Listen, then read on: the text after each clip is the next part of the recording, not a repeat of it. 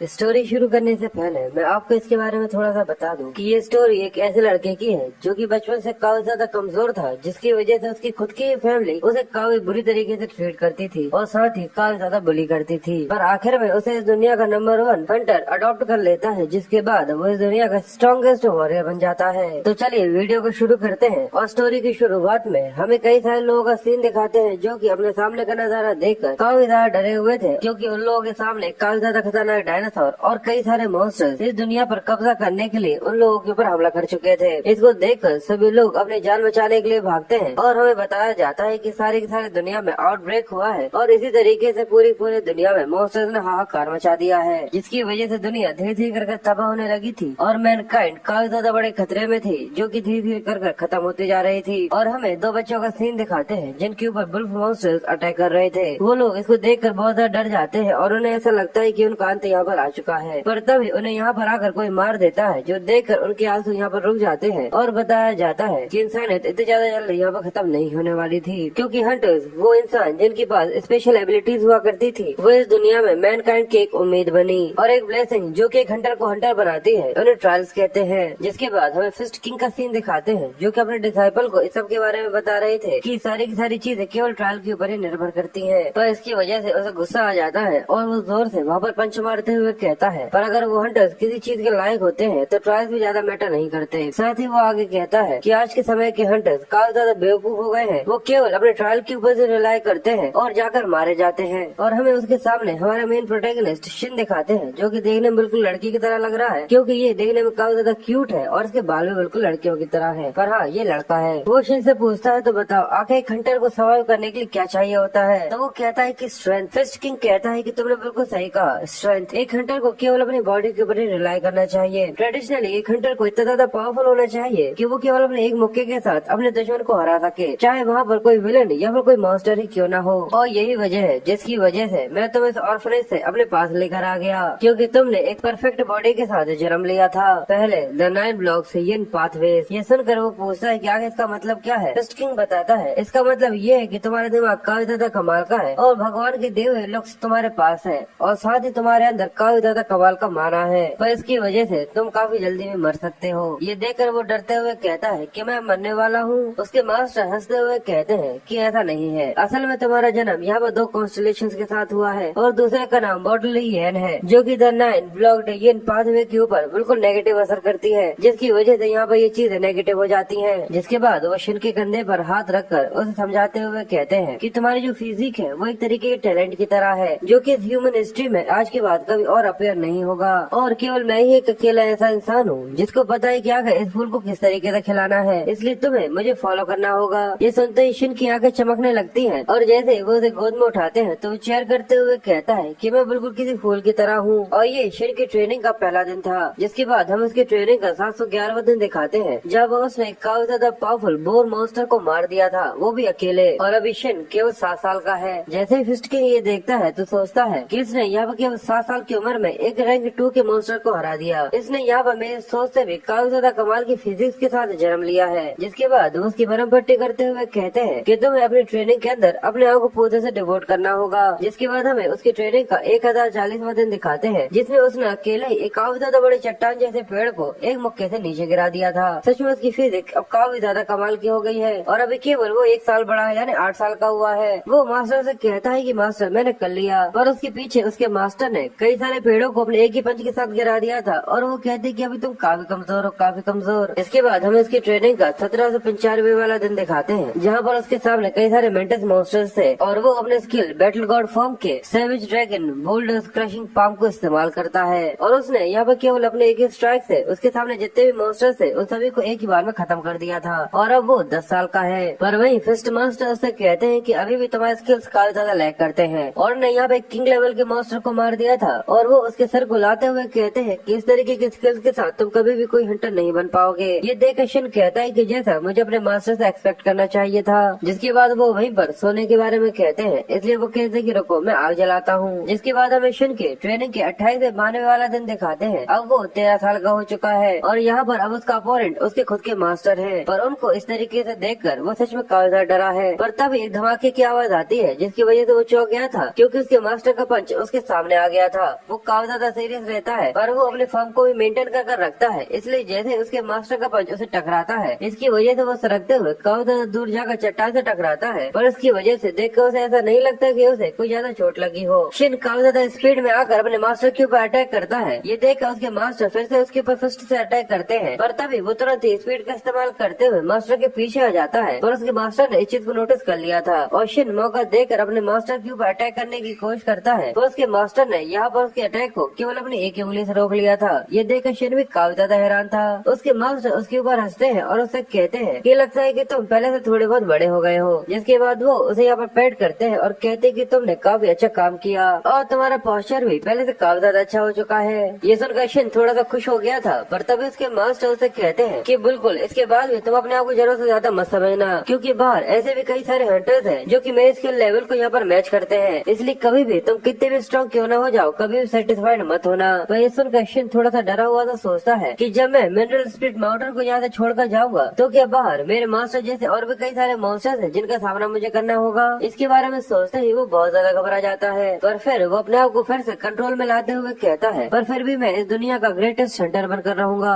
और इसलिए वो अपने मास्टर से कहता है कि मैं और भी ज्यादा हार्ड वर्क करने के लिए तैयार हूँ। उसके मास्टर भी कहते हैं कि बिल्कुल तुम्हें काफी ज्यादा कड़ी मेहनत करनी होगी जिससे तुम काफी ज्यादा कमाल के हंटर बन सको। जिसके बाद हमें 4421वें दिन की ट्रेनिंग का सीन दिखाते हैं कि वो एक फाउंटेन के नीचे बैठकर मेडिटेशन कर रहा था और वो पहले से काफी ज्यादा बड़ा हो चुका है। उसके मास्टर वहाँ पर आते हैं और वो शिन को देखते हुए कहते हैं कि ये तो शर्म की बात है, आखिर ऐसा किसने सोचा था कि हम दोनों का आखिरी दिन होगा। जिसके बाद हमें शिन का सीन दिखाते हैं कि वो 17 साल का है, वो पहले से काफी ज्यादा बड़ा हो चुका है और हाँ उसकी बॉडी भी काफी ज्यादा अच्छी है, पर देखने में उसकी शक्ल अभी भी बिल्कुल किसी लड़की की तरह है। वो अपने कपड़े पहनता है, अच्छे तरीके से तैयार होता है क्योंकि आज उसे यहाँ से जाना था। उसके मास्टर शिन से कहते हैं तो तुम यहाँ से जाने के लिए लगभग पूरी तरह से तैयार हो, पर वो अपने पास एक ब्रेसलेट रखे थे जिसको वो फेंकते हुए कहते हैं कि पकड़ो इसे। शिन उसे पकड़ता है और देखता है कि ये तो एक ब्रेसलेट है और तभी उसके अंदर से एक होलोग्राम बाहर आता है जिसके अंदर से उसे ये पता चलता है कि उसका एडमिशन गावन एकेडमी के अंदर हो चुका है। उसके मास्टर कहते हैं कि मैं पहले ही तुम्हारे एक रिकमेंडेशन लेटर भेज चुका हूँ, वैसे भी ये 12 सालों के बाद पहली बार है कि तुम इस जगह को छोड़कर यहाँ से जा रहे हो। शिन कहता है कि मास्टर आपका बहुत बहुत शुक्रिया, आज तक आपने जो भी मेरे लिए किया है। और वो यहाँ पर अपने मास्टर को रिस्पेक्ट शो करता है। जिसके बाद वो उस माउंटेन को छोड़कर धीरे धीरे कर नीचे जाना चालू कर देता है और उसके मास्टर उसे देखते हुए कहते हैं कि शिन इस दुनिया में काउंटलेस हंटर्स हैं और तुम भी अपनी जिंदगी में कई सारे हंटर्स से मिलोगे और ऐसी कई सारी चीजें हैं जिनको अभी तुम्हें एक्सपीरियंस करना है, पर तुम उन सभी में सबसे ज्यादा स्ट्रॉन्गेस्ट रहोगे क्योंकि बिल्कुल किसी बाप की तरह तुम्हें बड़ा करने वाला और तुम इस दुनिया के सबसे ज्यादा स्ट्रॉन्गेस्ट हंटर के एक डिसाइपल हो। जिसके बाद हमें आगे बताया जाता है कि ब्रेक थ्रू के बाद इंसानों ने अपने एजुकेशन मेथड्स को चेंज कर लिया है, इसलिए उन्होंने काफी ज्यादा बड़ी बड़ी फैसिलिटीज को क्रिएट किया है जिससे वो हंटर्स को और भी ज्यादा स्ट्रॉन्ग बना सके और काफी ज्यादा अच्छी एजुकेशन दे सके। और उसे हंटर अकेडमी कहा जाता है जिसमें वो कई सारे अलग अलग तरीके के वेपन्स के साथ ट्रेनिंग करते हैं और सभी तरीके के मॉन्स्टर्स के कैरेक्टरिस्टिक्स को भी जानते हैं। डंजन के अंदर किस तरीके से रेड करना है वो समझते हैं और अपने ट्रायल्स को भी काफी अच्छे तरीके से जानते हैं। और इस 3 साल के अकेडमी के अटेंड करने वाले जो भी स्टूडेंट्स होते हैं, इससे उन्हें वो सारे नेसेसरी इन्फॉर्मेशन मिल जाती है जिससे वो एक हंटर बन सकते हैं। और बिल्कुल जितनी भी यहाँ पर अकेडमीज हैं उन सभी में एक सबसे ज्यादा बेस्ट अकेडमी है। और शिन वहाँ पर आकर उस अकेडमी को देखकर खुश होते हुए कहता है तो अच्छा ये क्या गोन अकेडमी है। और वहीं पर शिन का स्वागत करने के लिए प्रिंसिपल वहीं पर खड़े हुए थे और उनका नाम जिन है। प्रिंसिपल आते ही शिन का हाथ पकड़ लेते हैं और खुश होते हुए कहते हैं कि आपके यहाँ पर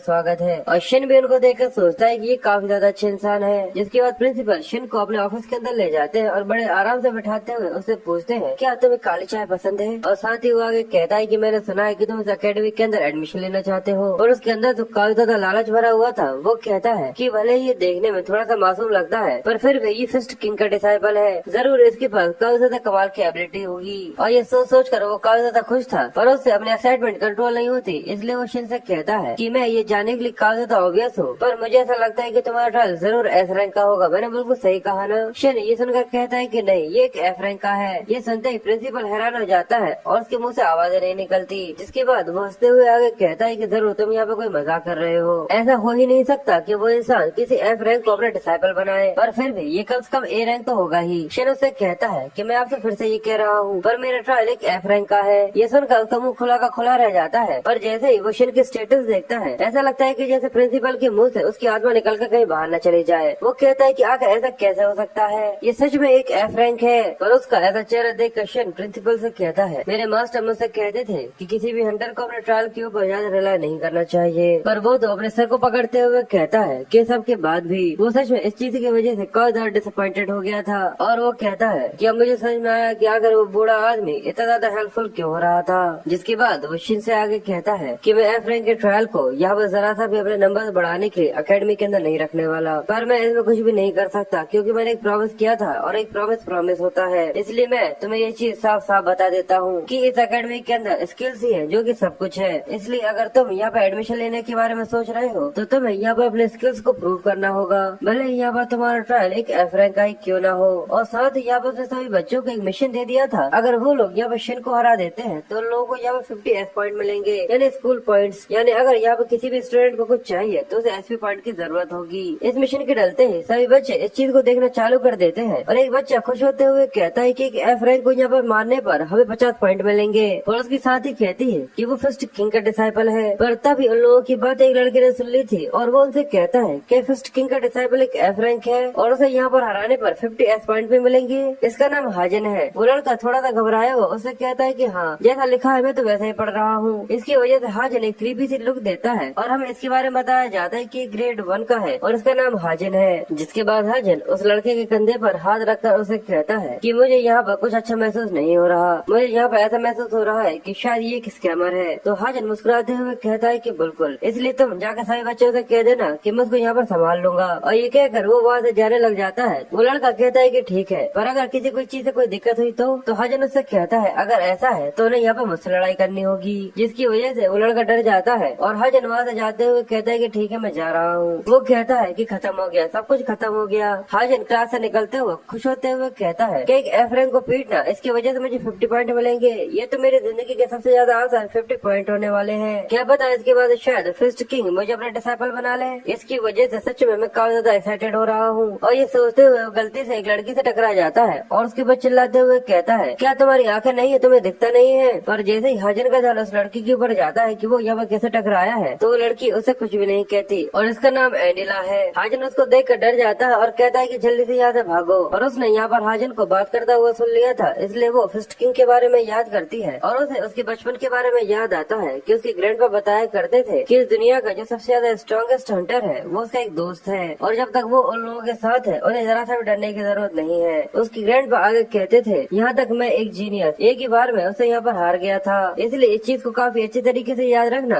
कि ह्यूमन हिस्ट्री का सबसे ज्यादा स्ट्रॉन्गेस्ट हंटर तुम्हारे ग्रैंडपा का एक एलाय है। इसकी वजह से तुम्हें गर्व होना चाहिए। और फर्स्ट किंग के बारे में याद करते हुए एंडला कहती है और उसका डिसाइपल यहाँ पर है। वो कहती है अगर ये चीज पूरी तरह से सही है तो वो जरूर कम से कम उस जगह पर जाने के लायक तो होगा ही। जिसके बाद हम हेडमास्टर ऑफिस का सीन दिखाते हैं। शिन को उसकी यूनिफॉर्म मिल गई थी जिसके अंदर वो काफी ज्यादा हैंडसम लग रहा था। एक लड़का जिसका नाम शिवो है वो उससे कहता है कि तुम इसमें काफी ज्यादा अच्छे लग रहे हो, क्या इसका ये साइज तुम्हें फिट आया। इसका नाम शिवो है। शिन उसका शुक्रिया करते हुए कहता है कि हाँ ये पूरी तरह से परफेक्ट है। ये जानकर शिवो कहता है कि चीज में कोई भी दिक्कत नहीं है, वैसे भी मैं इन सब चीजों में काफी ज्यादा अच्छा हूँ। और शिन उसके अंदर डांस करने लग जाता है और कहता है कि इसके अंदर मूव करना काफी ज्यादा कंफर्टेबल है। शिन उससे कहता है कि बिल्कुल, क्योंकि फैब्रिक बिल्कुल हंटर्स के लिए बनाया जाता है। जिसके बाद वो शिन के हाथ में जो वॉच होती है उस पर क्लिक कर उसे बताता है कि आखिर ये किस तरीके से काम करती है और उसके अंदर एक बैरियर होता है जिसको वो एक्टिवेट करने के बारे में भी बताता है। अगर वहाँ पर कोई खतरा है तो वो उसे एक्टिवेट कर सकता है। ये देख शिन काफी सरप्राइज था और शिवो कहता है कि इस चीज की वजह से तुम्हारी सेफ्टी पूरी तरह से गारंटीड है तो तुम अपने दिल से यहाँ पर लड़ सकते हो। साथ ही वो सोचता है कि पर पहले अपनी लड़ाई के अंदर हाजिन से लड़ाई करना क्या वो एक नए स्टूडेंट के लिए कुछ जरा से ज्यादा स्ट्रॉन्ग नहीं होगा। पर यहाँ पर शुरुआत करने से पहले इसको डराने की मुझे कोई भी जरूरत नहीं है। पर तभी गेट से एक लड़की चिल्लाते हुए कहती है कि चीज का समय हो गया है। शिवो उसकी लड़ाई के लिए शिन को बेस्ट ऑफ लक बोलता है। शिवो कहता है कि इस अकेडमी के अंदर आने के लिए एक टेस्ट देना, इसका मतलब मास्टर भी इस चीज को काफी अच्छे तरीके से जानते होंगे, इसलिए मैं डेफिनेटली इसे पास कर रहूंगा। और ये कहकर वो एरिना की तरफ बढ़ जाता है। जिसके बाद सीन शिफ्ट होकर हमें एरिना का सीन दिखाते हैं कि वो दोनों एक दूसरे के सामने खड़े हुए थे और एक लड़की चेयर करते हुए सारी की सारी चीजें यहाँ पर अनाउंस कर रही थी। प्रिंसिपल साथ में बैठे हुए सोचते हैं कि ये सच में काफी ज्यादा शोर मचा रही है, अगर ये चीज डोनेशन के लिए नहीं होती तो मैं इसे मना कर देता। वो लड़की एंकर का काम करते हुए सभी लोगों को बताती है कि अब समय हो चुका है कि एक तरफ हमारे पास एक मिस्टीरियस स्टूडेंट है जो कि अचानक से यहाँ पर आया है, इसका नाम शिन है। और दूसरी तरफ हमारे पास वो स्टूडेंट है जिसकी रैंक 42 है, इसका नाम हाजन है। वो जरूर काफी ज्यादा ओवरवेलमिंग महसूस कर रहा होगा क्योंकि ये मैच काफी ज्यादा टेंशन को अपने ऊपर खींचने वाला है। मैं बस यही सोच रही हूँ कि आखिर हाजन ने यहाँ पर क्या सोच के पार्टिसिपेट किया है। वही सुनकर हाजन थोड़ा सा मुंह बना लेता है जिसकी जिसके बाद वो हंसते हुए कहता है कि अगर मैं सच बताऊं तो मैं यहाँ पर थोड़ा बहुत ओवरवेलमिंग महसूस कर रहा हूँ, क्योंकि मैं इस अकेडमी के काफी ज्यादा अच्छे स्टूडेंट हूँ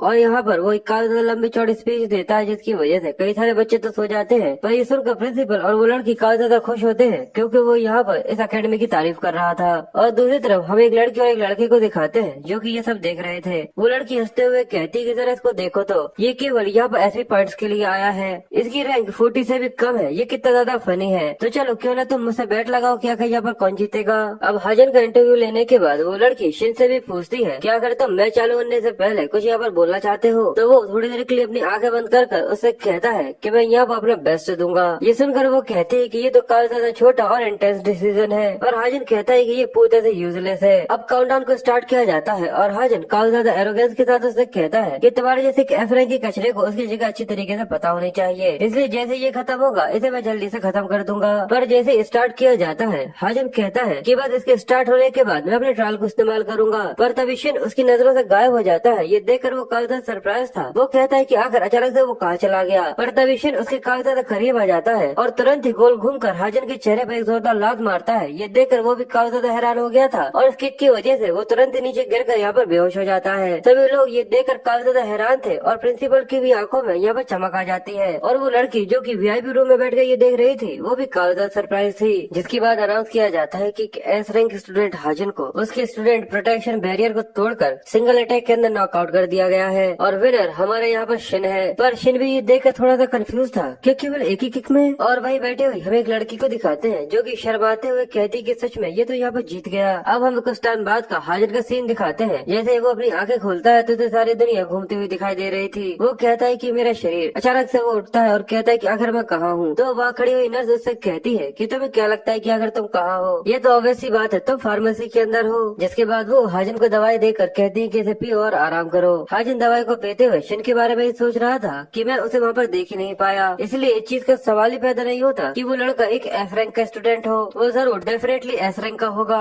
और उसी के बारे में सोच कर हाजन यहाँ पर बहुत ज्यादा कपकपा रहा था। ये सीन काफी ज्यादा फनी है। जिसके बाद हमें हेडमास्टर ऑफिस के अंदर प्रिंसिपल का सीन दिखाते हैं, जहाँ पर उनका चेहरा देखकर ऐसा लगता है कि जैसे कि वो शिन पर काफी ज्यादा गुस्सा है, जिसकी वजह से शिन भी थोड़ा सा कंफ्यूज था। पर तभी वो मुस्कुराते हैं और बिल्कुल किसी लड़कियों की तरह से कहते हैं, मैं तुम्हें ऑफिशियली कांग्रेचुलेट करना चाहता हूँ क्योंकि तुम ऑफिशियली हमारे इस अकेडमी के एक स्टूडेंट बन चुके हो। मुझे लगा ही था कि तुम पास कर जाओगे। साथ ही वो सोचता है कि भले इसकी रैंकिंग एफ ही क्यों ना हो, पर फिर भी ये फिस्ट किंग का डिसाइपल है। मैं तो बेमतलब में यहाँ पर डर रहा था। और साथ ही वो शिन को देखते हुए सोचते हैं कि मैं जरूरत से पहले इसके ऊपर भरोसा कर रहा हूँ। इसलिए वो कहते हैं कि बिल्कुल ये तुम्हारा एंट्री एग्जाम था जो कि केवल अब शुरू हुआ है। शिन, अगर तुम यहाँ पर अपने मास्टर फिस्ट किंग के फुट स्टेप को फॉलो करना चाहते हो और एक बेस्ट हंटर बनना चाहते हो, तो मुझे ऐसा लगता है कि केवल एक ऐसी ही चीज है जिसके ऊपर तुम्हें ध्यान देने की जरूरत है, और वो द सेवेंस है। उन 7 रैंकर्स में से एक बनना जो कि गाउन अकेडमी को रिप्रेजेंट करते हैं। शिन ये सुनकर थोड़ा सा कंफ्यूज था। प्रिंसिपल कहते हैं कि बिल्कुल आज से पहले ऐसा कभी भी नहीं हुआ कि किसी एफ रैंक के स्टूडेंट ने 7 को ज्वाइन किया हो। शिन पूछता है, क्या आपको ऐसा लगता है कि मैं 7 को ज्वाइन कर सकता हूँ? प्रिंसिपल कहते हैं कि बिल्कुल, यहाँ पे ऐसे कई सारे तरीके हैं जिससे तुम उन नंबर्स को ज्वाइन कर सकते हो। ये देखकर शिन खुश होते हुए सोचता है कि केवल 7 ही है, अगर मैं वहाँ पर पहुँच जाता हूँ तो यहाँ पर ये मेरा सफर खत्म हो जाएगा। तभी एक लड़का अंदर आने के लिए प्रिंसिपल से परमिशन मांगता है, तो वो कहते हैं कि हाँ तुम अंदर आ सकते हो। शिन भी उसको देख रहा था और प्रिंसिपल उससे कहते हैं कि तुम यहाँ पर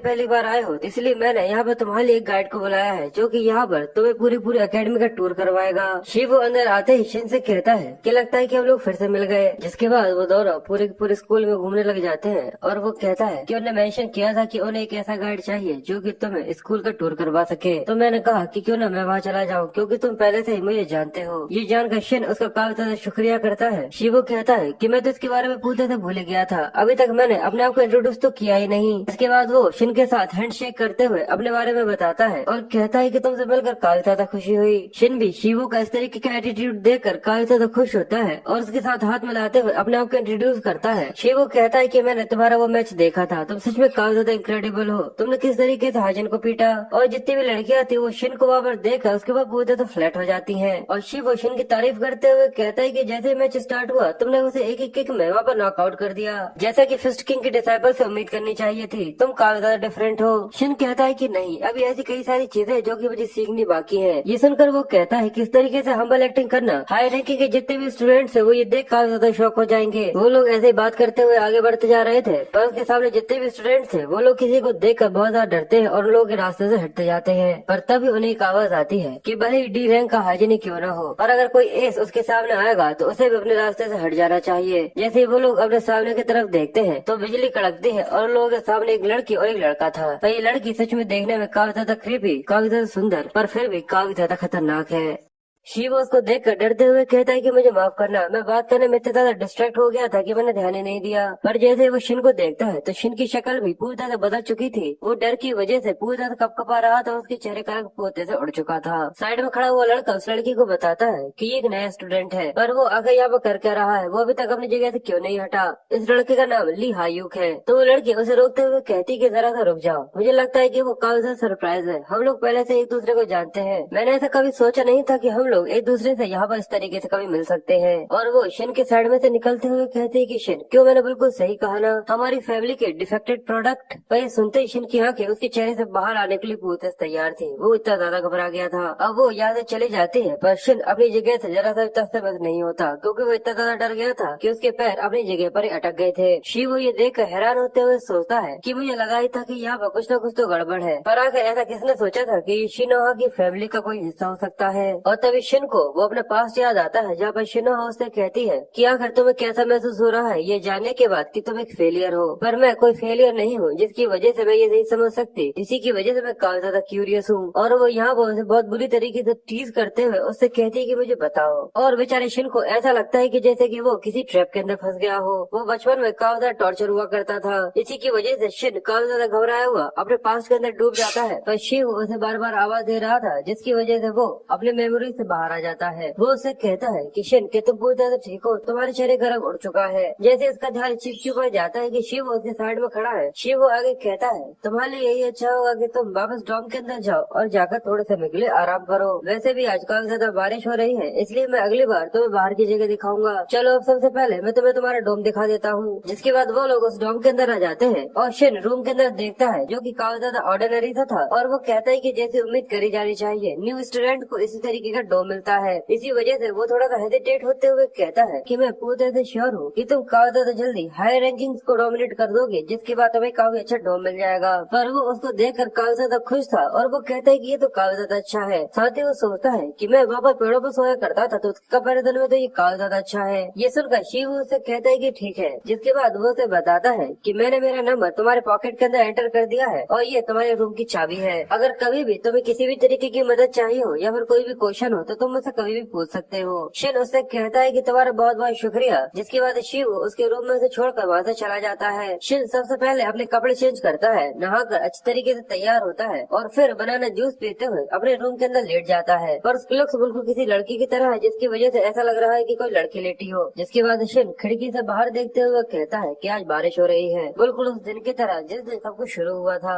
जिसके बाद हमें शिन की डार्क मेमोरीज के बारे में बताया जाता है कि उस दिन काफी ज्यादा बारिश हो रही थी और उसकी फैमिली उसे ऑर्फनेज में छोड़ने के लिए जा रही थी। शिन बाहर देखता है कि बाहर काफी ज्यादा बारिश हो रही है और उसके फादर उससे कहते हैं कि अगर तुम हमें इस चीज के लिए ब्लेम करना चाहते हो तो अभी कर सकते हो, क्योंकि शायद तुम भी ये जानते हो कि हर इंसान की एक लिमिट्स होती है और उन लिमिट्स को सरपास करने की कोशिश करने के बाद उसको कुछ भी नहीं मिलता। अगर तुम शिवोन फैमिली के अंदर रेज होते तो शायद तुम्हें इसके बारे में पता होता। शिन काफी ज्यादा उदास था, पर वो किसी को भी कोई भी एक्सप्लेनेशन नहीं देता और वो उससे कहता है कि ठीक है। जिसके बाद वो लोग ऑर्फनेज के पास आ जाते हैं, जहाँ पर उनकी कार रुकती है। शिन की माँ उसे बाहर उतारती है, पर तभी ऑर्फनेज में से एक लेडी आती है, जो कि शिन का हाथ पकड़कर उसे अंदर की तरफ ले जाने लगती है। और शिन पीछे की तरफ देखता है कि उसकी फैमिली उसे वहाँ पर छोड़कर वहाँ से जाने लगी है, जिसकी वजह से वो काफी ज्यादा उदास था और कहता है कि वो मेरी लाइफ की सबसे ज्यादा पेनफुल मेमोरी है। पर मैं कभी भी किसी बच्चे की तरह रोया नहीं करता था, क्योंकि तब मुझे ऐसा लगता था कि ये सारी की सारी गलती मेरी है, क्योंकि मैं अपने पेरेंट्स की जो एक्सपेक्टेशंस थी उनको जरा सा भी फुलफिल नहीं कर सकता था,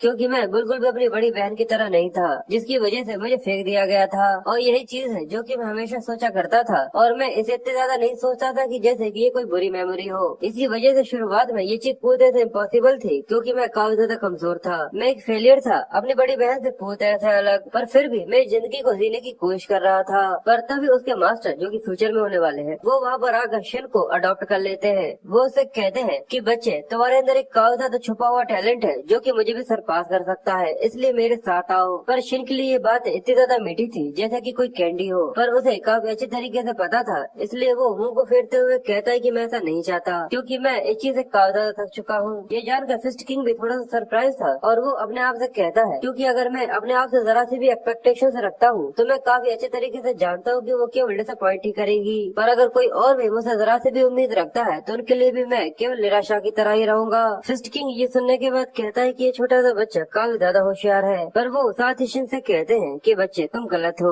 इस दुनिया का सबसे ज्यादा स्ट्रॉन्गेस्ट इंसान भी वो इंसान नहीं है जिसके ऊपर किसी को लानत ना हो या फिर किसी को उसके ऊपर डिस्पेयर ना हो, और ऐसे कई सारे लोग हैं जिनकी नजरों में मैं एक फेलियर की तरह हूँ। मैं बिल्कुल तुम्हारी तरह हूँ, इस दुनिया का सबसे ज्यादा स्ट्रॉन्गेस्ट फेलियर, जिससे वो किसी और चीज के बजाय मुझसे सबसे ज्यादा लानत करते हैं। पर मैं तुम्हें सिखाऊंगा, अगर तुम रोगे या फिर तुम्हें बुरा लगेगा, मैं तुम्हें सिखाऊंगा कि आखिर किस तरीके से फिर से खड़े होते हैं। और ये कहकर वो हाथ आगे बढ़ाते हुए कहते हैं कि मैं इस दुनिया का तुम्हें सबसे ज्यादा स्ट्रॉन्गेस्ट हंटर बनाऊंगा, और ये वादा है इस दुनिया के सबसे ज्यादा स्ट्रॉन्गेस्ट हंटर का। और ये सुनते ही जैसे शिन उनका हाथ पकड़ता है, उसकी दुनिया का अंधेरा उसे छोड़कर वहाँ से चला जाता है। शिन कहता है कि बिल्कुल, अब मैं पहले से काफी ज्यादा अलग हो चुका हूँ और अब मैं ये समझ चुका हूँ कि दर्द से बड़ी खुशी की मेमोरीज होती है, और उन्हें यादों का इस्तेमाल करते हुए हम और भी कई सारी यादें बनाते हैं। और ऐसे ही मैं उस दर्द से बाहर निकल पाया। पर तभी शिन के पास शिवू के मैसेज आते हैं और वो उससे पूछता है कि आखिर तुम्हें डॉग कैसा लगा, वो क्या तुम्हारे कंफर्टेबल है, और साथ ही जो हॉलवे में तुम्हारा जो एक्सपीरियंस था वो काफी ज्यादा डार्क था, पर फिर भी वो शेयर करता है। ये देख शिन मुस्कुराते हुए उससे कहता है कि अब सारी चीजें अंडर कंट्रोल हो गई हैं। साथ ही वो आगे कहता है कि सबसे ज्यादा जरूरी पास्ट नहीं होता,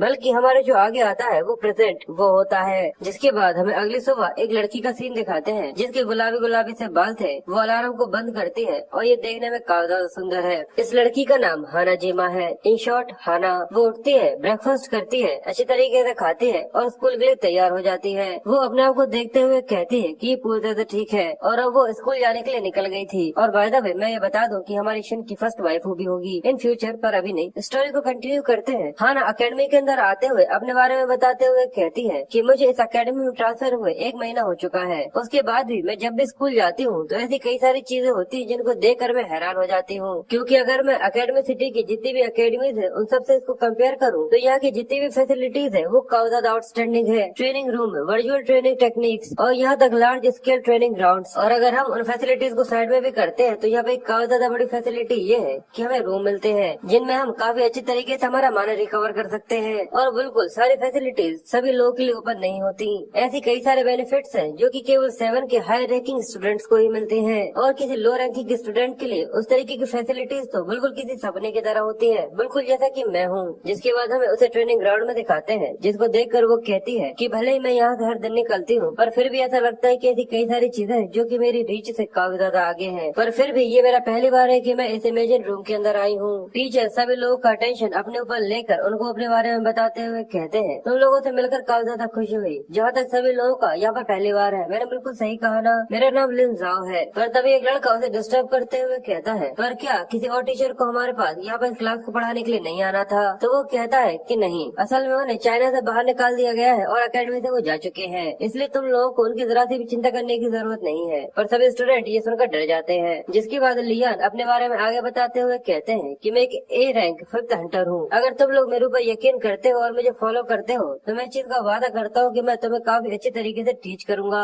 और इसका सबूत देने के लिए मेरे पास इमेजिन रूम को इस्तेमाल करने की सभी परमिशन है। और अगर तुम्हें इसके बारे में पता हो तो केवल हाई रैंकिंग क्लासेस को ही इसको इस्तेमाल करने की परमिशन दी जाती है। अब वो अपनी क्लास को चालू करते पर तभी शिव और शिन भागते हुए वहाँ पर आ जाते हैं और उससे माफी मांगते हुए कहते हैं कि प्लीज हम लोग यहाँ पर लेट हो गए। और वो टीचर को बताता है कि असल में मैं यहाँ पर शिन को टूर दे रहा था, जिसकी वजह से हम लोग डिस्ट्रैक्ट हो गए और इसकी वजह से हम लोग यहाँ पर लेट आए हैं। और शिन अपने आप को इंट्रोड्यूस भी करता है। हाना उसको देखकर ब्लश करते हुए कहती है कि तो वही लड़का है, न्यू स्टूडेंट जिसको मैंने कल देखा था। लीजा कहता है कि अच्छा तो फिस्ट किंग के वो डिसाइपल हो। मैंने बिल्कुल सही कहा ना, मैंने तुम्हारे बारे में कई सारे रूमर्स भी सुने हैं। शिन कहता है कि हाँ मैं वही हूँ। पर लिंजा सोचता है कि एक लेजेंडरी हंटर और उसका डिसाइपल एक एफ रैंक की ट्रायल वाला है। ये तो सच में काफी ज्यादा यूनिक कॉम्बिनेशन है। पर वो शिन के अंदर से निकलने वाले माना को काफी अच्छे तरीके से सेंस कर पा रहा था, जिसकी वजह से वो हंसते हुए उससे कहता है कि अच्छा है, काफी अच्छा है, जरूर तुम काफी ज्यादा कड़ी मेहनत करते होगे। तो शिन चमकते हुई आंखों के साथ कहता है कि मैंने कभी भी एक दिन भी ऐसा मिस नहीं किया जब मैंने ट्रेनिंग ना की हो। ये सुनकर लीजा काफी ज्यादा एक्साइटेड होकर उससे कहता है कि ये तो काफी ज्यादा अच्छा एटीट्यूड है और काफी ज्यादा अच्छी डिग्निटी कि तुम काफी ज्यादा हार्ड वर्क करते हो, और ये चीज एक हंटर के लिए ट्रायल से भी ज्यादा जरूरी होती है। है। लीजा आगे कहता है कि चलो सबसे पहले तुम्हारे स्किल्स को ही चेक करते हैं, और एक इमेजिन रूम के अलावा कोई भी एक अच्छी जगह नहीं हो सकती जो कि तुम्हारे स्ट्रेंथ को यहाँ पे वेरीफाई कर सके। जिसके बाद ओशन को आगे बताते हुए कहते हैं कि मैंने सेटिंग को कंफर्म कर दिया है, और क्या तुम्हें पॉकेट को इस्तेमाल करना आता है? तुम्हें केवल होलोग्राम को टच कर डिफिकल्टीज को चूज करना है, ये इतना भी ज्यादा मुश्किल नहीं है। शिन कहता है कि मैं समझ गया। जिसके बाद वो डिफिकल्टी को सेलेक्ट करता है जो कि काफी ज्यादा हार्ड होती है। तो ये देखकर सभी स्टूडेंट्स के पसीने आ जाते हैं, और वो कहता है कि रैंक 3 के ये सच में कोई मजाक तो नहीं है। जैसे ही वो डिफिकल्टी को सेलेक्ट करता है तो वहाँ पर वार्निंग तक आ जाने लगती है, पर फिर भी उसे कोई भी असर नहीं पड़ता, और वो सिलेक्शन को कम्प्लीट कर कहता है क्या मैं शुरू कर सकता हूँ? लिंजाओ ये देखकर थोड़ा सा घबराते हुए कहता है कि अगर तुमने सेटिंग्स को कम्प्लीट कर लिया है तो तुम अंदर जा सकते हो, पर साथ ही वो भी थोड़ा सा डर रहा था। वो कहता है कि ये सच में इस तरीके की सेटिंग्स को यहाँ पर इस्तेमाल करने वाला है, और रैंक 3 की डिफिकल्टी वो भी हार्ड मोड। पर ये काफी अच्छा है कि ये इमेजिन रूम है जिसकी वजह से इसे जरा सा भी नुकसान नहीं होगा, पर मैंने ऐसा कभी भी नहीं सोचा था कि कोई F क्लास का बच्चा इस तरीके की सेटिंग्स को इस्तेमाल कर सकता है। पर अब मैं यहाँ पर कुछ भी नहीं कह सकता कि ये यहाँ पर केवल ब्लफ कर रहा है या फिर नहीं। अब शिन इमेजिन रूम के अंदर आ जाता है जहाँ पर उसके सामने कई सारे पहाड़ थे, और वो एक कैनियन में खड़ा था, और तभी वहाँ पर कई सारे खतरनाक हथियार लेकर ओगर्स आ जाते हैं। देखने में ये सच में काफी ज्यादा खतरनाक लग रहे थे।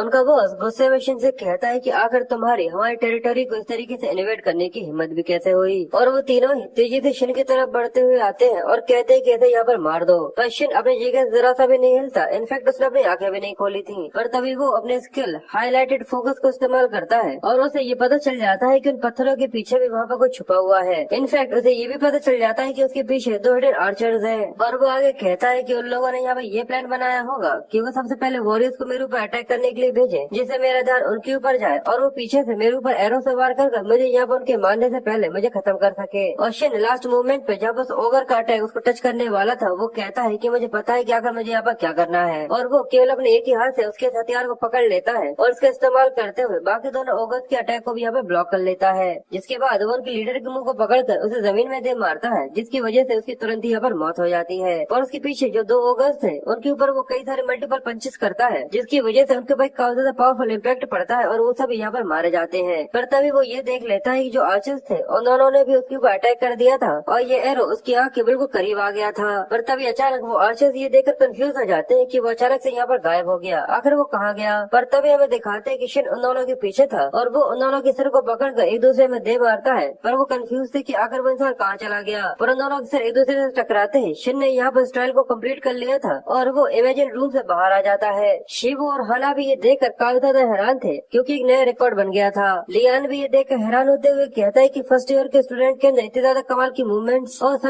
सभी के मुंह खुले के खुले रह गए थे। इसलिए जाओ थोड़ा सा शांत होते हुए कहता है कि चीज में जरा सा भी डाउट नहीं है, किसके स्किल्स डेफिनेटली 7 को एम करने वाले हैं। जिसके बाद शिव और शिन जब घूम रहे थे, वो उससे कहता है कि तुम तो काफी ज्यादा कमाल के हो, यहाँ तक तुमने तुम्हारी क्लास में एक न्यू रिकॉर्ड भी बना दिया, और इस तरीके के तुम्हारे लेवल ऑफ स्किल्स है, तो इस चीज से तो ये पूरी तरह पॉसिबल हो जाती है। शिन ये सुनकर थोड़ा सा कंफ्यूज था, और वो कहता है कि पहले ही तुम्हें शायद इसके बारे में बता दिया था, पर इस अकेडमी के अंदर रैंकिंग होती है। पर अगर मैं तुम्हें आसान भाषा में कहूँ तो यहाँ पर स्किल्स ही सब कुछ है, रियलिटी, थॉट्स, सब कुछ, और इस तरीके से तुम इस सिस्टम को समझ सकते हो। और जो 7 स्टूडेंट्स जो कि इसके टॉप पर खड़े होते हैं उन्हें द सेवेंस कहा जाता है। क्या तुम्हें समझ में आया? जिसके बाद शिवो आगे कहता है कि बिल्कुल, जो स्टूडेंट्स लो क्लासेस के होते हैं वो कभी भी 7 के साथ घूम नहीं सकते, और न ही उन्हें कुछ पता होता है कि आखिर उनको किस तरीके की फैसिलिटीज दी जाती है। जिसकी वजह से वो थोड़ा सा उदास था। ये देखकर शिन भी उदास हो जाता है। जिसके बाद सीन शिफ्ट होकर हमें फ्रीजिंग क्वीन एडेले का सीन दिखाते हैं। उसके सामने नोटिफिकेशन आती है, और वो ये देखकर काफी ज्यादा कंफ्यूज थी, क्योंकि उसका रिकॉर्ड यहाँ पर क्लियर हो गया था और अब शिन फर्स्ट नंबर पर था। ये जानकर वो हैरान होते हुए कहती है कि ये नाम, इसकी वजह से उसका दिल जोर जोर से धड़कने लगा था। वो कहती है कि मेरे दिल काफी ज्यादा जोर से धड़क रहा है, पर साथ ही बिल्कुल बर्फ की तरह जमा भी हुआ है। जिसके बाद वो आगे कहती है कि मुझे काफी अच्छे तरीके से याद है कि केवल एक ही हंटर हुआ करता था जिसे मेरे ग्रैंडपा को हराया था।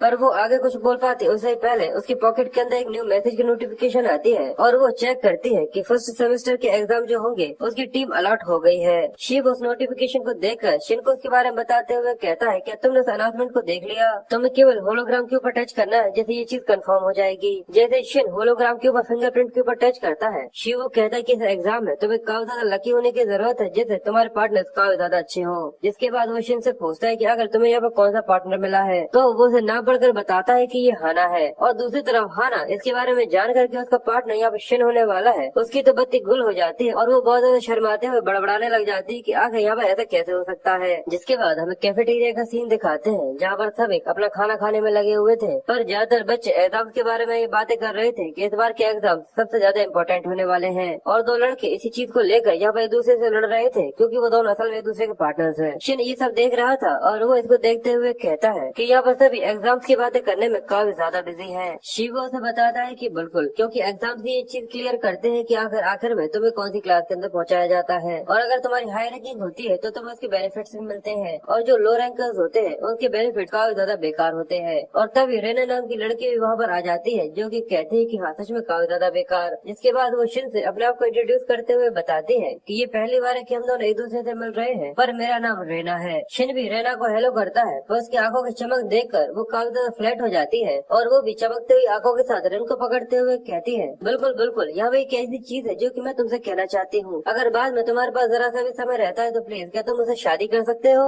शिन अपने क्यूट से चेहरे पर स्माइल को रखते हुए काफी ज्यादा कंफ्यूज था कि आखिर ये यहाँ पर क्या कह रही है, पर शिबू रेना को रोकते हुए कहता है कि उसे तुम्हारे इस तरीके के मजाक जरा से भी समझ में नहीं आ रहे। तो ये देखकर वो कहती है कि मैं कोई भी मजाक नहीं कर रही। साथ ही वो रेना से आगे कहता है कि तुम्हें मेरे साथ खाना खाने की जरूरत नहीं है, क्योंकि हम दोनों एग्जाम पार्टनर्स हैं। तो वो कहती है कि मैं तुम्हें यहाँ पर देखने के लिए नहीं आई, असल में मैं शिन के लिए यहाँ पर आई हूँ। शिवो कहता है कि तुम इसकी वजह से काफी ज्यादा क्यूरियस हो कि आखिर उसका एग्जाम पार्टनर कौन है। मैंने बिल्कुल सही कहा ना। वो कहती है कि बिल्कुल, मैं काफी ज्यादा ऑब्वियस हूँ। जिसके बाद वो दोनों ये चीज शिन से पूछते हैं, पर जैसे वो लोग देखते हैं कि हाना शिन की पार्टनर है, तो ये देख कर रहना काफी ज्यादा हैरान हो जाती है। शिन भी कहता है कि काफी ज्यादा एक्सपेक्टेड रिस्पॉन्स है, पर शिन ये देखकर कंफ्यूज होते हुए कहता है कि आखिर सभी लोग इतना सरप्राइज क्यों है। तो शिवो इसके बारे में बताने की कोशिश करता है, पर वो सही से एक्सप्लेन नहीं कर पाता। तो रेना आगे बढ़ते हुए कहती है कि बिल्कुल ऐसा नहीं है कि क्लास में सभी लोग शुरुआत से ही उसके साथ इस तरीके से करते थे, पर शुरुआत में तो सभी लोग हाना को इस तरीके से देखते थे, जो कि काफी ज्यादा शाय है, और उसने कभी भी किसी के सामने सर उठाकर बात नहीं करी थी।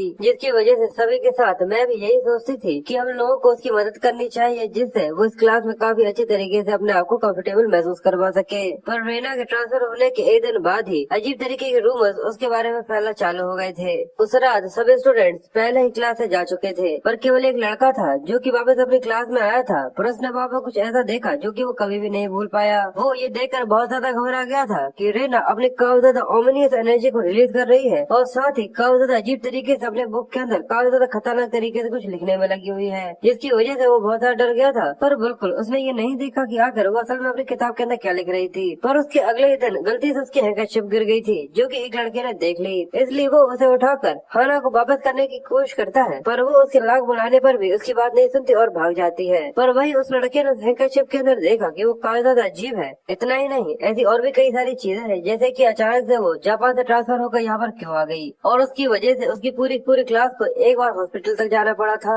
जिसके बाद वो आगे कहते हैं कि बिल्कुल मुझे रूमर्स पे जरा सा भरोसा नहीं है, पर क्या तुम्हें पता है कि क्यों। तो शिन चमकती हुई आंखों के साथ उससे एक्साइटेड होते हुए पूछता है कि बताओ क्यों। रेना कहती है कि उसकी ये खतरनाक रूमर्स फैल रहे थे, पर दूसरी तरफ मुझे ये पता चला कि हाना असल में काफी ज्यादा कमजोर है। मुझे तो ये देखकर अपनी आंखों पर भरोसा ही नहीं हुआ था कि वो असल में कितनी ज्यादा कमजोर है। शिवो कहता है कि भले वो एक एफ क्लास है, पर वो जरा से ज्यादा ही कमजोर है, इसकी वजह से वो ज्यादा कुछ नहीं कर पाएगी। पर मैंने ये भी सुना था कि जब वो जापान में थी तो वहाँ की क्लास में वो एक एस की तरह थी, तो मुझे नहीं पता क्या यहाँ पर आने के बाद अचानक से उसे क्या हो गया। शिन ये जानकर कहता है कि सच में। साथ ही वो सोचता है कि काफी अच्छा होता कि मुझे पता चलता कि आखिर यहाँ पर क्या हुआ है, पर इस चीज का कोई भी पॉइंट नहीं बनता अगर ये सारी चीजें मुझे उसे खुद से डायरेक्टली पता नहीं चलती। पर तभी हाना की आवाज आती है कि मुझे माफ करना। ये सुनते ही वो दोनों काफी सरप्राइज हो जाते हैं, और वो शिन से कहती है कि मेरे जैसा कोई यहाँ पर तुम्हारा पार्टनर है, इसकी वजह से मुझे माफ कर देना। और वो यहाँ पर रोना चालू कर देती है। इसकी वजह से वो दोनों बहुत ज्यादा शौक होते हुए कहते हैं कि उसने सारी की सारी बातें सुन ली,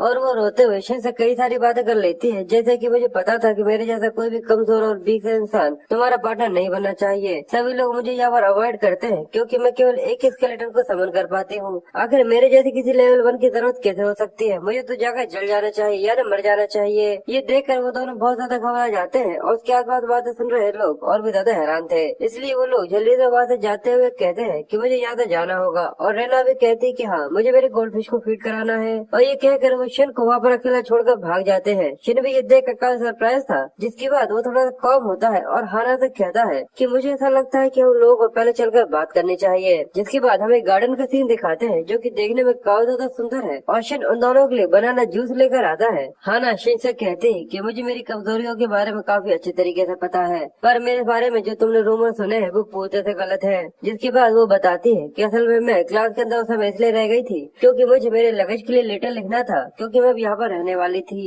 और इसके अलावा मैं अपने साथ जो बाल कैरी कर रखती हूँ उसकी भी एक वजह है, वो सब मुझे अपने ट्रायल की वजह से करना पड़ता है। शन ये सुनकर थोड़ा सा कंफ्यूज था, तो हाँ ना उसे अपने ट्रायल के बारे में बताते हुए कहती कि मैं कंट्रोलिंग ऑफ अनडेड को इस्तेमाल करती हूँ। ये एक तरीके की स्पेशलिटी ब्लैक मैजिक का ट्रायल है जिसमें मैं अनडेड के ऊपर फोकस कर सकती हूँ। और बिल्कुल मैं केवल अभी एक ही स्किल को इस्तेमाल कर सकती हूँ, पर इसके लिए मुझे अपने बाल की ऑफरिंग देनी पड़ती है। जिसके बाद वो अपने बाल को तोड़े हुए इंचेंटिंग को करना चालू कर देती है, जिसकी वजह से उसका बाल यहाँ पर जलना चालू हो जाता है। जिसके बाद हाना अपने इंचेंटिंग को कंप्लीट कर अपने बाल को जैसे जमीन पर फेंकती है, उसके अंदर से काला लिक्विड निकलना चालू हो जाता है कि जो देखने में काफी ज्यादा क्रीपी सा लगता है। पर धीरे धीरे कर वो एक स्केलेटन का फॉर्म लेने लगा था। शिन इस चीज को काफी ज्यादा एक्साइटेड होता हुआ देख रहा था। उसके चेहरे पर ये एक्साइटमेंट काफी ज्यादा क्लियर दिख रही थी। और तभी वो स्केलेटन धीरे धीरे कर जमीन के अंदर से काफी क्रीपी तरीके से निकल कर खड़ा हो जाता है। पर उसके लुक्स देखने में काफी ज्यादा जेंटल टाइप के लग रहे थे। ऐसा नहीं लग रहा था कि वो किसी तरीके से फाइट करने के लिए तैयार है। वो तो देखने में काफी ज्यादा क्यूट सा लग रहा था।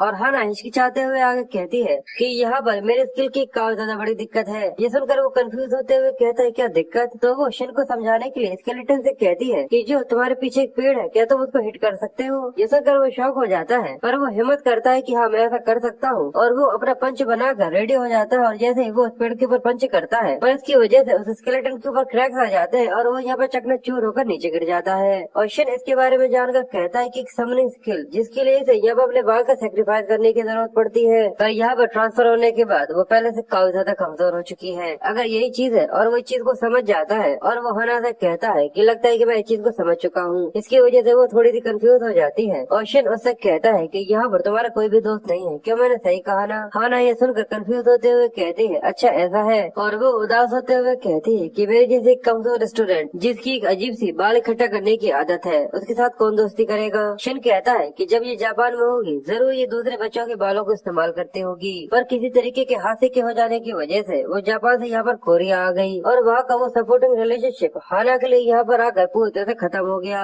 और शायद यही वजह है जिसकी वजह से उसके लिए किसी से मदद मांगना काफी ज्यादा मुश्किल है। पर अगर कोई एक ऐसा स्टूडेंट हो जो कि काफी ज्यादा स्ट्रॉन्गर है और उसके पास कई सारे स्किल्स है, तो शायद बात बन सकती है। इसलिए वो हाना को आवाज देता है और उसे अपना हेयर ऑफर करने के लिए देता है कि तुम इसे इस्तेमाल कर सकती हो। ये देखकर वो थोड़ी सी कंफ्यूज होते हुए कहती है कि ये पूरी तरह से ठीक होगा, पर सभी लोग मेरे बारे में अजीब तरीके की बातें करते हैं। बशिन उससे कहता है कि चीज में कोई भी दिक्कत नहीं है, यही तुम्हारा मेथड है, क्यों मैंने सही कहा ना? ये देखकर हाना थोड़ी देर के लिए हैरान हो जाती है। जिसके बाद वो उसके बाल को लेकर यहाँ पर ऑफर करने चालू कर देती है, जिसकी वजह से यहाँ पर काफी ज्यादा कमाल का और काफी ज्यादा पावरफुल स्केलेटन समन होता है। वो पिछली बार से पूरी तरह से अलग था और उसको देखकर मुझे पूरी टर्मिनेटर वाली फील आ रही है। जिसके बाद हाना उस स्केलेटन से उस पेड़ के ऊपर अटैक करने का कहती है। जैसे स्केलेटन ये सुनता है वो एक काफी ज्यादा पावरफुल पंच बनाकर काफी ज्यादा स्पीड में उस पेड़ के ऊपर एक हिट करता है, जिसकी वजह से उसके ऊपर का इम्पैक्ट भी रह जाता है। और यहाँ पर उसके पास एक एक्टिव स्किल भी था, जिसकी वजह से वो पेड़ कुछ ही समय के बाद काफी ज्यादा पावरफुल एनर्जी के साथ वहाँ पर काफी ज्यादा बड़े धमाके के साथ फट जाता है। ये देखना हाना के लिए काफी ज्यादा सरप्राइजिंग था और वो कहती कि ये तो पूरे से नामुमकिन है, मैं केवल यूजुअली 30% ही ओरिजिनल एबिलिटी की। और शन कहता है कि मुझे लगता है कि ये काफी होगा तुम्हारी मदद करने के लिए। हाना ये देखकर काफी हैरान थी और वो शन को देखती रह जाती है, जिसकी वजह से उसकी आंखों में चमक आ गई थी। और वो कहती है कि इस इंसान के साथ मैं जरूर पहले की तरह ताकतवर बन सकती हूँ। इसलिए वो जल्दी से उसका हाथ पकड़ती है और उसे माफी मांगते हुए कहती है कि मुझे माफ करना, पर मुझे तुम्हारे 10 और बाल चाहिए। और ऐसा कर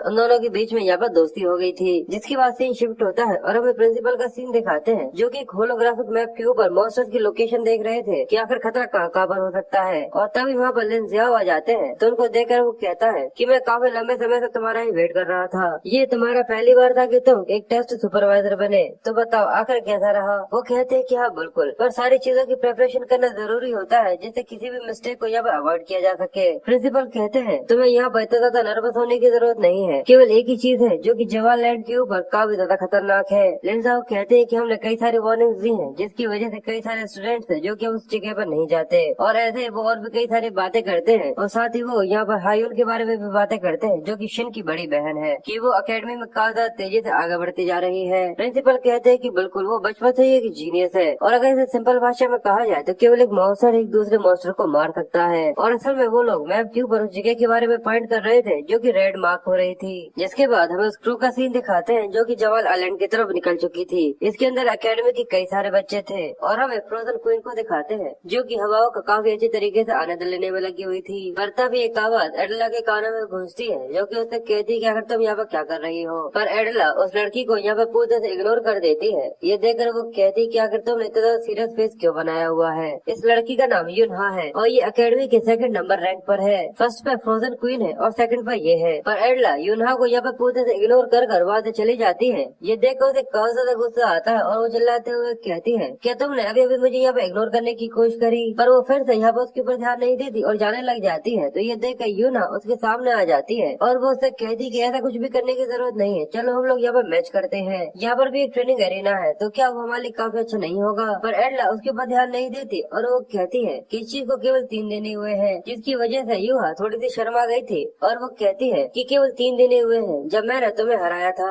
तो वो कहती है तो क्या हुआ, इस बार मैं जीत जाऊंगी, चलो हम लोग यहाँ पर लड़ते हैं। पर एडला उसे मना कर देती है। ये सुनकर एडला उसे कहती है कि आखिर तुम इतने ज्यादा प्रशंसक क्यों हो। युना कहती है क्योंकि मुझे हारना बिल्कुल भी पसंद नहीं। और वो दोनों ही एक दूसरे से यहाँ पर अपनी नजरों को टकराना चालू कर देते हैं। पर तभी एडला को शन का नाम सुनाई देता है कि जरा वहाँ पर देखो। इसकी वजह से वो काफी ज्यादा सरप्राइज होते हुए उस तरफ देखने लग जाती है, यानी शन की तरफ। ये देखकर युना थोड़ी सी कंफ्यूज थी और जैसे वो भी उस तरफ देखती है तो उसे पता चलता है कि शन और उसके दोस्त वहाँ पर घूमने में लगे हुए हैं। वो शन को देखकर कहती है अच्छा ये तो वो नया ट्रांसफर स्टूडेंट है। पर जिस तरीके से एडला उसको देख रही थी युना ये देखकर उससे कहती है ये चीज काफी सरप्राइजिंग है कि तुम एक न्यू ट्रांसफर स्टूडेंट के ऊपर इतना ज्यादा ध्यान दे रही हो। जिसके बाद वो आगे कहती है कि देखा जाए तो इस चीज को समझा भी जा सकता है, वैसे भी वो फिस्ट किंग का डिसाइपल है, वो एक ऐसा इंसान जिसने तुम्हारे ग्रैंडपा को हराया था। पर एडला उससे कहती है कि इस चीज से तुम्हें कुछ भी लेना देना नहीं है। युना कहती है कि तुम इस चीज को कभी भी नहीं समझोगी। जिसके बाद उसकी करीब आकर कहती है कि ऐसा ना हो कि इस अकेडमी की नंबर 1 की पोजीशन यहाँ पर चेंज हो जाए। वो यहाँ पर एडला को टॉन्ट करने की कोशिश कर रही थी पर वो उसके ऊपर जरा सा भी ध्यान नहीं देते हुए साथ ही वो जाते हुए युवा से कहती है कि पर अगर ऐसा हुआ तो तुम्हारी पोजीशन पे गिर कर 3rd पर आ जाएगी।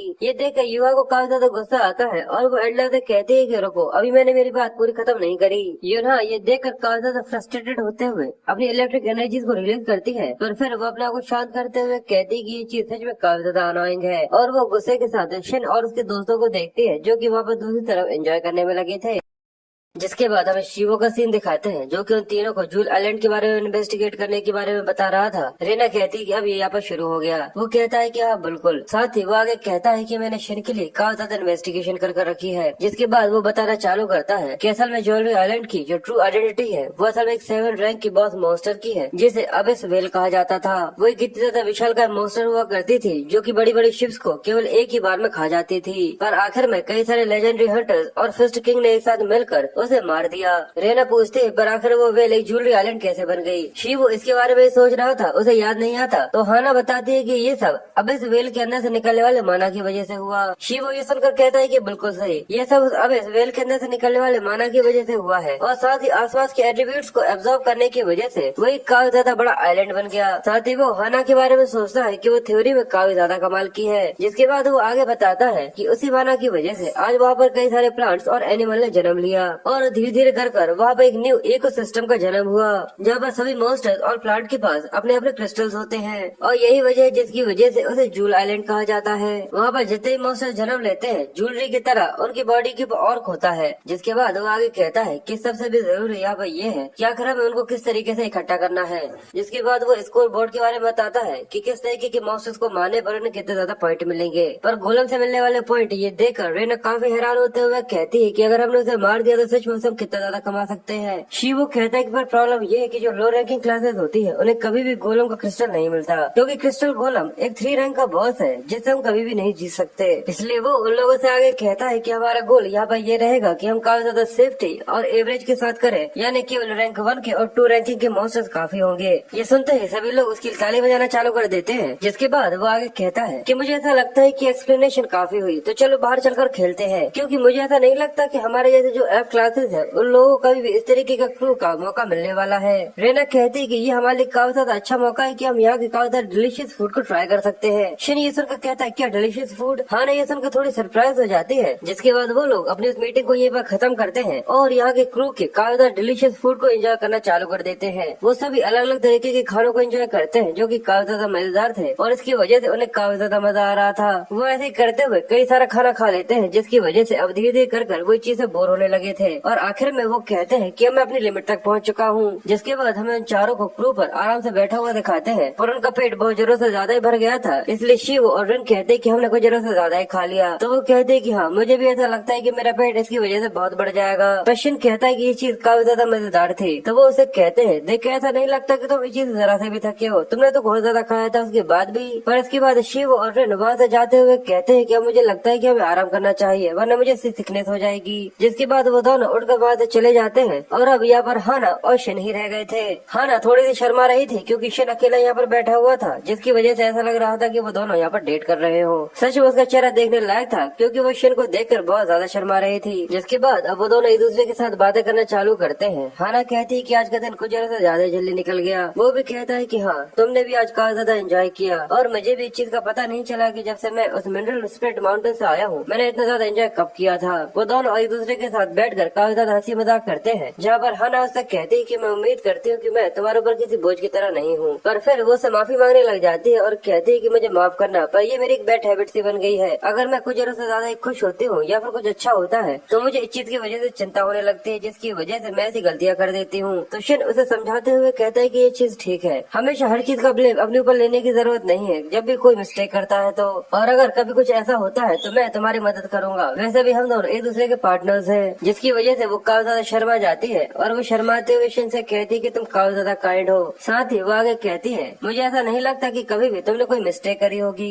ये सुनकर शन थोड़ी देर के लिए हैरान हो जाता है, पर फिर वो अपने मिस्टेक्स को याद करना चालू कर देता है कि आखिर जब वो छोटा था तो आखिर वो किस तरीके के मिस्टेक्स किया करता था। एक बार वो मॉन्स्टर बियर की बेबी को लेकर आ गया था, जिसकी वजह से उसकी माँ ने उसकी ऐसी तैसी कर दी थी। और एक बार वो गलती से जहरीले मशरूम लेकर आ गया था, जिनको खाने की वजह से उसकी तबीयत काफी समय तक खराब रही थी। और ऐसे ही उसने और भी कई सारे काम करे थे। और बड़े होने के बाद गलती से उसने पॉकेट को हाथ के बजाय अपने चेहरे पर पहन लिया था, जो देखकर उसके मास्टर भी हैरान थे कि आखिर तुमने इसे पहन कैसे लिया। शेर उस सब मोमेंट्स को याद करते हुए कहता है कि नहीं, ऐसा नहीं है, मैंने भी कई सारी मिस्टेक्स करी है। हाना ये सुनकर हैरान थे तो वो कहता है कि हाँ, पर मेरे मास्टर का शुक्रिया, क्योंकि जब भी मेरी कोई ऐसी गलती हुई उन्होंने हमेशा मुझे करेक्ट करा है। वो सच में एक ऐसा इंसान है जो कि मेरे लिए सबसे ज्यादा इम्पोर्टेंट है। शिन अपने मास्टर को याद करने लग जाता है तो हाना उससे कहती है कि मैं समझ गई, जैसे मेरी फैमिली मेरे लिए काफी ज्यादा इम्पोर्टेंट है, पर जब से मैं यहाँ पर ट्रांसफर हुई हूँ उसके बाद से मैंने अपनी फैमिली को नहीं देखा। शिन उससे कहता है कि तुम तुम्हारी फैमिली को याद करती हो। वो कहती है कि हाँ पर ये ठीक है, क्योंकि इस अकेडमी के अंदर आना ये मेरी चॉइस थी,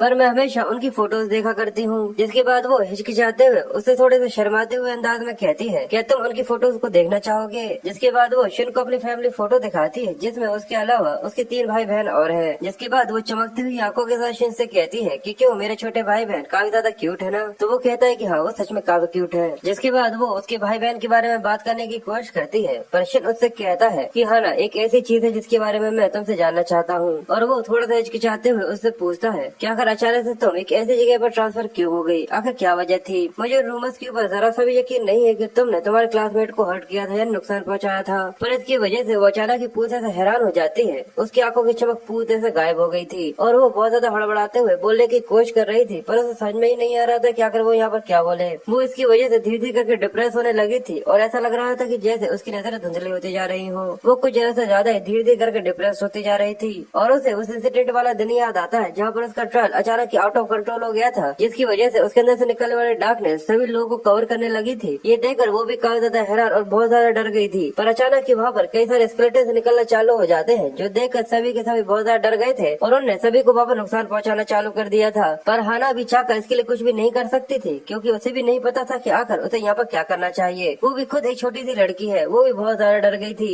और ये सब उसके ट्रायल की वजह से हुआ था, क्योंकि वो आउट ऑफ कंट्रोल हो चुका था। सभी लोग उसको घेर कर उसकी गलतियाँ गिराना चालू कर देते हैं कि ये सब तुम्हारी वजह से हुआ है, तुम सच में काफी ज्यादा बेशर्म हो, क्या तुम्हें ये दिखाई नहीं देता कि उन सबको चोट तुम्हारी वजह से लगी है। ये सब इसी वजह से हुआ है क्योंकि तुम दूसरे लोगों के बालों को इकट्ठा करती हो, ये सब तुम्हारे उस बाल इकट्ठे करने की हैबिट की वजह से हुआ है। और ऐसे ही और भी कई सारी चीजें होती है और सभी लोग उसका साथ देना बंद कर देते हैं। हाँ ना, इसकी वजह से काफी ज्यादा डिप्रेस्ड और अलोन हो गई थी, जिसकी वजह से वो कहती है कि मैं काफी ज्यादा ग्रीडी हो गई थी और मुझे पता ही नहीं चला कि कब मुझे यहाँ से निकल जाना चाहिए, और इसी वजह से उसने यहाँ पर ट्रांसफर करवा लिया था। और वो इस सब के बारे में सोच रही थी कि वो शन को ये सारी चीजें किस तरीके से एक्सप्लेन करे, पर तभी शन उससे माफी मांगता है, जिसकी वजह से वो फिर से रियलिटी में आ जाती है और वो हाना के हाथ पर हाथ रखते हुए उससे माफी मांगकर कहता है कि इसकी वजह से तुम्हें काफी ज्यादा दर्द हो रहा है, तो मुझे ऐसा नहीं लगता तुम्हें ये सब कहना चाहिए। हाना ये सुनकर थोड़ी देर के लिए चुप हो जाती है, जिसके बाद वो उस चीज के लिए माफी मांगती भागती कि वो उसे कुछ भी यहाँ पर क्लियर नहीं कर सकती। पर शिन उसे कहता है कि ठीक है, वैसे भी सभी के लिए कुछ न कुछ चीजें ऐसी होती हैं जो कि वो चाहते हैं कि वो छुपा कर रख सके। जिसके बाद हाना उसकी तारीफ करते हुए कहती है कि शिन तुम सच में काफी ज्यादा अच्छे हो। फिर हमें अगले दिन सुबह का सीन दिखाते हैं कि उनका क्रूज शिप जूल आइलैंड के पास आ गया था। वहाँ पर उड़ने वाले तक पक्षियों के उनके ऊपर क्रिस्टल्स लगे हुए थे। टीचर लिंजा उसको देखते हुए कहते हैं कि आखिरकार हम लोग यहाँ पर आ ही गए। और उसके सामने कई सारे काफी ज्यादा कमाल के बड़े बड़े क्रिस्टल्स थे जिनके सामने वो बिल्कुल किसी चींटी की तरह लग रहे थे। जिसके बाद हम एक स्टूडेंट का सीन दिखाते हैं जो कि जूल आइलैंड के अंदर भागता हुआ दिख रहा था और वो अपने सामने देखता है कि वहाँ पर उसे कई सारी आंखें दिखती हैं जिसकी वजह से वो काफी डरा हुआ था और वो अपनी जान बचाने के लिए भागते हुए कहता है कि प्लीज कोई मेरी मदद करो। इसकी वजह से वो रोना चालू कर देता है और यहाँ पर जूल आइलैंड के अंदर उनका पहला दिन था। जिसके बाद हमें हाना का सीन दिखाते हैं जिसके पास शन के कई सारे बाल थे और वो इस टेस्ट के बारे में याद कर रही थी। और हमें यहाँ पर आने के बाद का सीन दिखाते हैं जहाँ पर लिंजिया उन लोगों तक कहते हैं मुझे ऐसा लगता है कि तुम लोगों को पहले इसके बारे में पता है, पर यहाँ पर जितने भी ज्वेलरीज के साइज होते हैं वो मॉन्स्टर के रैंक के ऊपर डिपेंड करते हैं। जितनी रैंक हाई होगी उतने ज्यादा पॉइंट मिलेंगे और पॉइंट्स ऑटोमेटिकली ऐड हो जाएंगे जैसे ही तुम जूल्स को अपने पॉकेट के अंदर रखोगे। इस टेस्ट की रूल काफी ज्यादा सिंपल है। तुम्हें केवल 2 घंटे के अंदर जितने भी तुम जूल्स को इकट्ठा कर सकते हो उनको इकट्ठा करो। और उस सब के बारे में याद करते हुए हाना कहती है कि मैं फिर से किसी के ऊपर बोझ नहीं बनना चाहती। पर तभी अचानक वहाँ पर शन के आ जाने की वजह से हाना यहाँ पर काफी ज्यादा डर जाती है। वो कहता है कि हम लोगों को अलग अलग होकर ढूंढना चाहिए जिससे हम लोग काफी ज्यादा जल्दी हमारा काम पूरा कर पाएंगे। पर वो थोड़ी सी हिचकिचाते हुए कहती है कि ज्वेलरी को इकट्ठा करना वो भी अलग अलग होकर समझ गई। शन उसके हेजिटेशन को समझकर उससे कहता है कि तुम्हारे पास मेरे बाल है तो यहाँ पर तुम्हें कोई भी दिक्कत नहीं होगी अगर 3rd रैंक का भी मॉन्स्टर तुम्हारे सामने आ जाता है। और वो उसके हाथों को पकड़ते हुए कहता है कि इसी वजह से तुम्हें जरा सी भी नर्वस होने की जरूरत नहीं है। हाना काफी ज्यादा शर्मा जाती है और शन चमकती हुई आंखों के साथ उससे कहता है कि तुम ये कर सकती हो। इसकी वजह से वो काफी ज्यादा हैरान हो जाती है।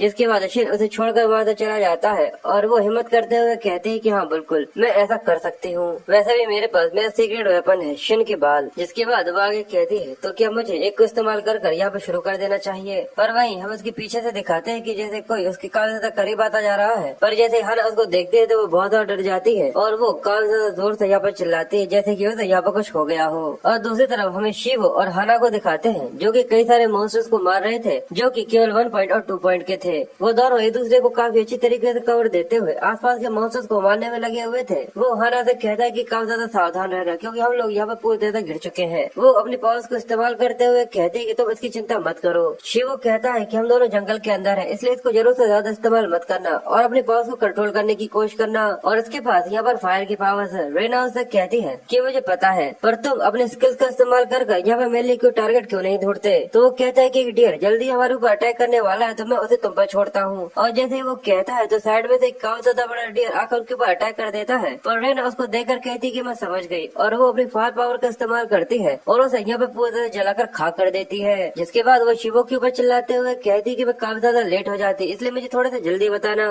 वो कहता है कि ठीक है अब मुझे फोकस करने दो। पर तभी अचानक जंगल के अंदर से काफी ज्यादा बड़ा सुअर आ जाता है जो कि उसके ऊपर हमला कर देता है। जो देखकर रेना भी हैरान होते हुए कहती है कि जरा इसका साइज तो देखो। शिव उसके ऊपर अपने एरो से अटैक करने की कोशिश करता है पर वो उसकी जूल से टकरा कर यहाँ पर डिफ्लेक्ट हो जाता है। ये देखकर शिव हैरान होते हुए कहता है कि ये मिस हो गया जैसा मुझे लगा था। मैंने बो को जरूरत से ज्यादा ही जल्दी इस्तेमाल करना सीखा है। और जैसे ही वो सुअर आकर शन के ऊपर अटैक करता है इसकी वजह से उसके बैरियर को 40% का माइनस लगता है। इसकी वजह से शन काफी ज्यादा घबरा गया था पर वो जल्दी से अपने बो को रखते हुए अपने पास से खंजर निकाल लेता है और जल्दी से उसे सुअर के माथे के अंदर धंसा देता है। शिवो के यहाँ पर काफी ज्यादा जल्दी एक्ट करने की वजह से वो यहाँ पर बच गया था। पर रेना उसकी चिंता करते हुए जैसे उसके पास आती है तो वो उससे कहता है कि इसकी चिंता मत करो, मुझे लगता है कि मुझे अभी अपने बो को इस्तेमाल नहीं करना चाहिए। रेन उससे पूछती है कि तुम ठीक हो तो वो उससे कहता है कि हाँ पर मेरे बैरियर को यहाँ पर काफी ज्यादा डैमेज मिला है। शिवो अपने डैगर को अंदर रखते हुए कहता है कि एक बार मैं पहले भी मदद ले चुका हूँ पर मैं इस चीज को एडमिट नहीं करना चाहता पर मैंने फिर से मदद ली है। रेन उससे कहती है कि हमें यहाँ पर रेस्ट करना चाहिए तो शिवो कहता है कि हाँ क्योंकि मुझे मेरे बैरियर को भी रिकवर करना है। तो वो कहती है कि ठीक है मैं तैयारियां करती हूँ। और शिवो उससे कहता है कि तुम्हारा बहुत बहुत शुक्रिया और वो वहीं पर लेट जाता है